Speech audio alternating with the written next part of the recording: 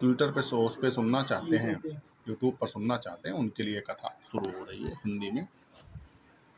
अब जड़ भरत ने कहा, राजन, जीव समूह सुख रूप धन के आसक्त देह देशांतर घूम फिरकर व्यापार करने वाला व्यापारी के दल के समान है। जिस तरह से कोई व्यापारी व्यापार करने निकलता है, आज महाराष्ट्र में है, कल वह जो है उत्तर प्रदेश में है, परसों वह बिहार में है, केवल सुख लाभ के लिए धन यहाँ मिल जाएगा, धन वहाँ मिल जाएगा। जिस तरह से एक मृगा जल के तलाश में रेगिस्तान में चमकती हुई रेत को पानी मानकर भटकता, उसी तरह धन लाभ की तरह केवल भोग के लिए, भोग विलासा के लिए जीव भटकता रहता है। इसलिए इसकी दृष्टि सात्विक राजस तामस भेद से नाना प्रकार के कर्मों पर ही जाती है।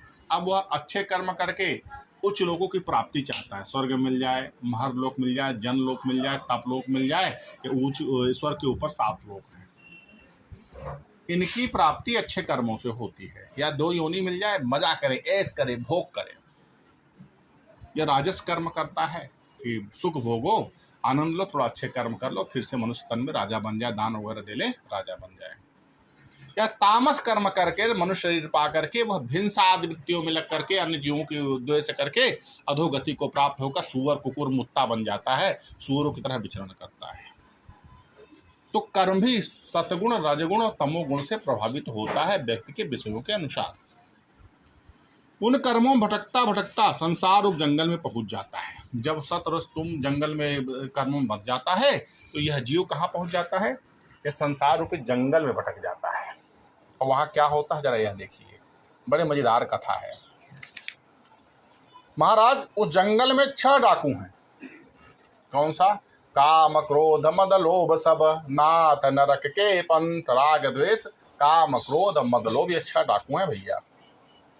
जो वणिक समाज के नायक बड़ा दुष्ट है, जो वणिक समाज का नायक होता है, यह जीव समूह का जो ये नायक है, जो बनियों का नायक है, वह बड़ा दुष्ट है। उसके नेतृत्व में वह वहां पहुंचता है जहां लुटेरे बलात् उसके माल को लेकर लूट लेते हैं।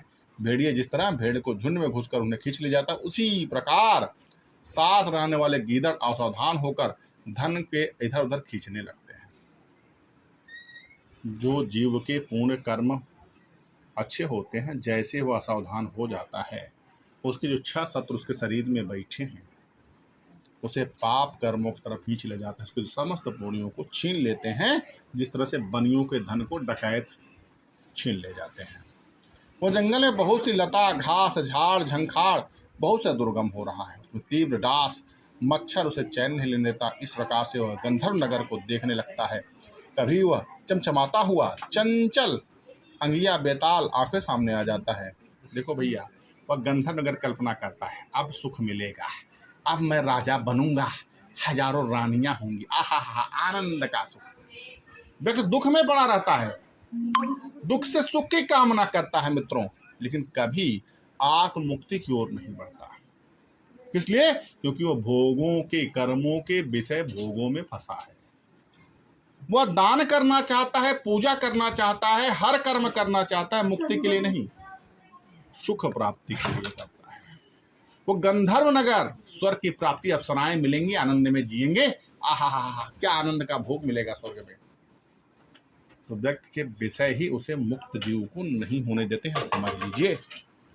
और जब वो जंगल में जाता है तो उसे कर्मों के अनुसार भिन्न भिन्न, कभी उसको व्यापार में घाटा लग गया, कभी डकैतों ने छीन लिया, कभी उसका सगा अपना छोड़कर चला गया, तो हमेशा वह दुखी ही रहता है, चैन की नींद नहीं सो पाता।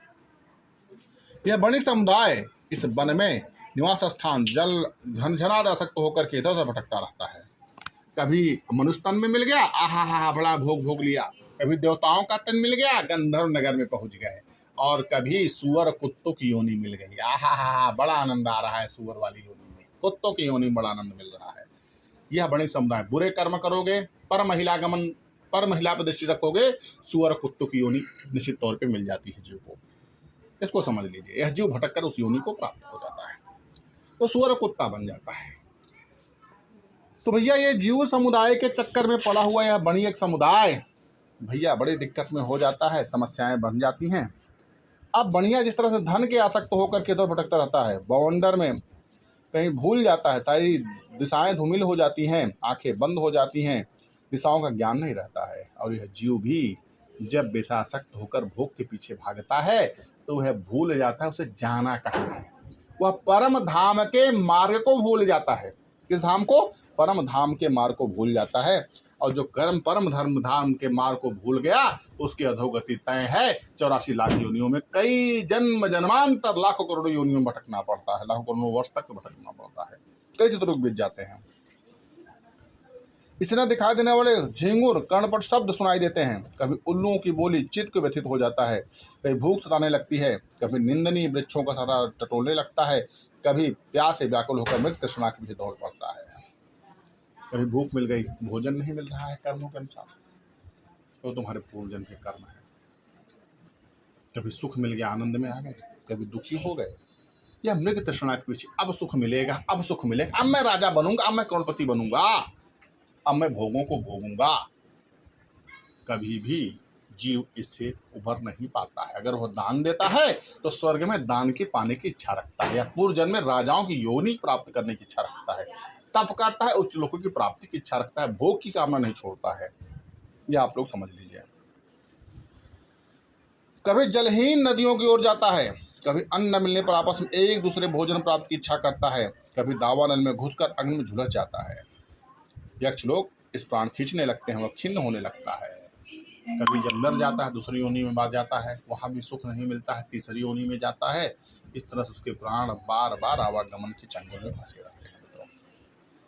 गंधर्व नगर में पहुंचकर सब प्रकार के दुखों को भूलकर सुख मनाने लगता है। कभी वह पर्वतों पर चढ़ना चाहता है, कभी कंकड़ों द्वारा पैरों पर चलना जो चाहता है, उदास हो जाता है, कुटुंब बहुत बढ़ जाता है, कभी उधर पूर्ति का साधन नहीं होता है, कभी भूख के ज्वाला संतप्त होकर अपने बंद बांधवों को खींचने लगता है। जिन बंद बांधवों के लिए वह परिश्रम करता है और जब कभी कभी उन्हीं से दुख मिलता है वो खींचने लगता है। समझे भैया, ये जीव की हालत है।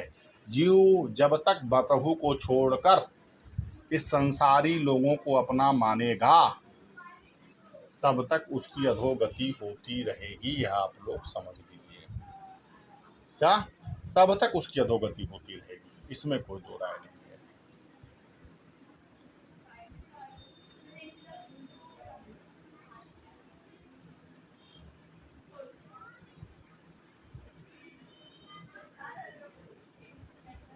चलो मित्रों, मेरी आवाज आ रही है?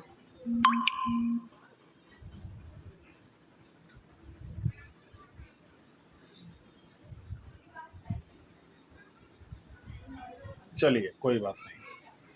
अब अजगर की ग्रास बनकर कभी फेंके हुए मुर्दे के समान पड़ा रहता है, कभी कोई सूध नहीं रहती है, कभी वह अन्य योनियों में जाकर अजगर के समान पड़ा रहता है, कभी जीव जंतु बनकर वह जंगलों में पड़ा रहता है। यह जीव भटकता रहता है।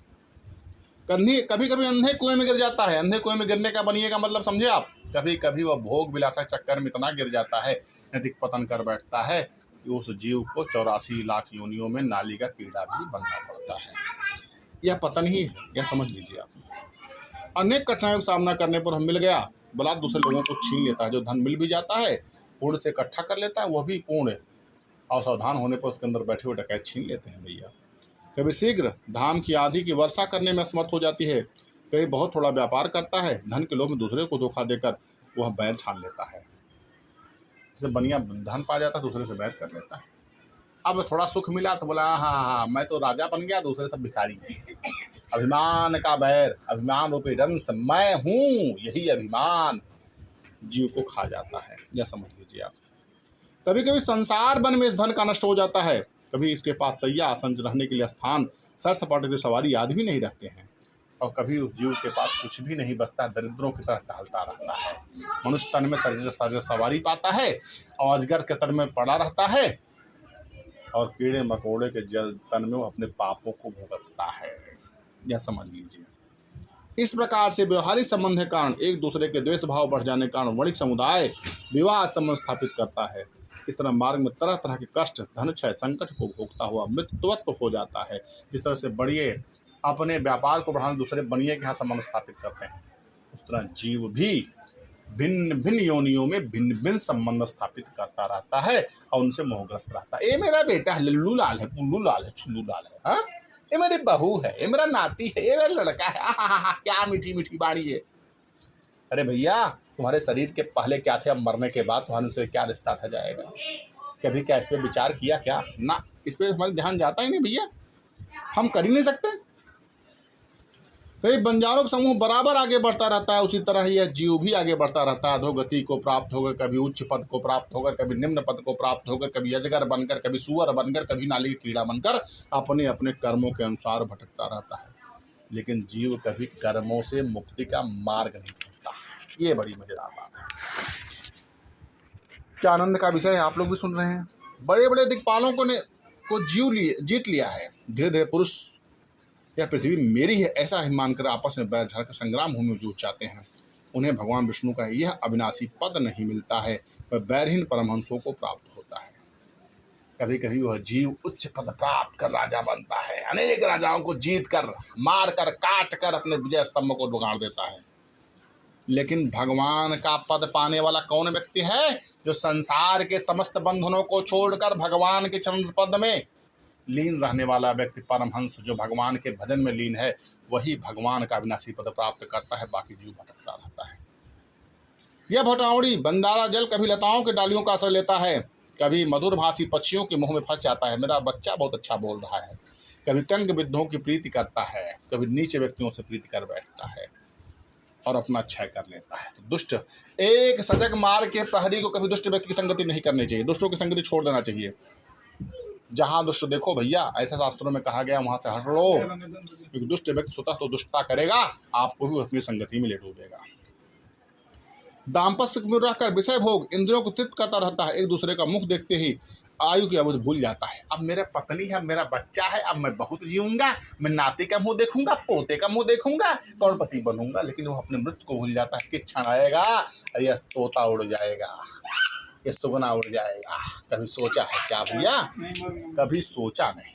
जिस दिन सोच लेके मैं भी मरूंगा, तो कभी किसी से अहंकार नहीं करेगा, कभी किसी से द्वेष नहीं करेगा, मैं दूसरे को दबा लूंगा, मैं यहाँ का राजा हूँ। यह भाव पाला हुआ वह पशु की तरह नीच योनियों को प्राप्त होता रहता है। इसको आप लोग समझ लीजिए। हास्पद बच जाता है, कभी वह मैथुन वासना में बढ़ जाता है, वह तरह तरह के दुर्व्यवहारों को दीन होकर वह बंधनों को तोड़ने का साहस नहीं कर सकता। इतना में असावधान हो जाता है, मैथुन चक्कर पड़ जाता है, उसे संबंधों का ज्ञान नहीं रहता है। ऐसे ही व्यक्ति सुअर कुत्ते की योनि प्राप्त करते हैं। इस प्रकार आपस छुटकारा मिल जाता है तो गोल मिल जाता है। मनुष्य प्रकार से प्रेरणा से एक बार पहुंच जाता है, भटकते भटकते अब तक पुरुषार्थ पता नहीं लगाता। लेकिन मनुष्य कभी अपने पुरुषार्थ को नहीं जान पाता कि वह है क्या। वह भगवान की उच्च आत्मा है, जिसकी क्षमता प्रभु को प्राप्त करना जिसका मुख्य लक्ष्य है, वह मार्ग कभी नहीं पाता। इसलिए प्रजा को दंड देना का कार्य छोड़कर समस्त प्राणियों के हृदय में एक सदैव हो जाओ, अनासक्त होकर के सब भगवत सेवा का तीक्षणा करते हुए ज्ञान भटक से मार्ग कर लो। रघुगण ने कहा, रघुगण को भजन भक्त ने संवाद किया, बताया, अहो समस्त योनियों में मनुष्य जीव ही श्रेष्ठ है।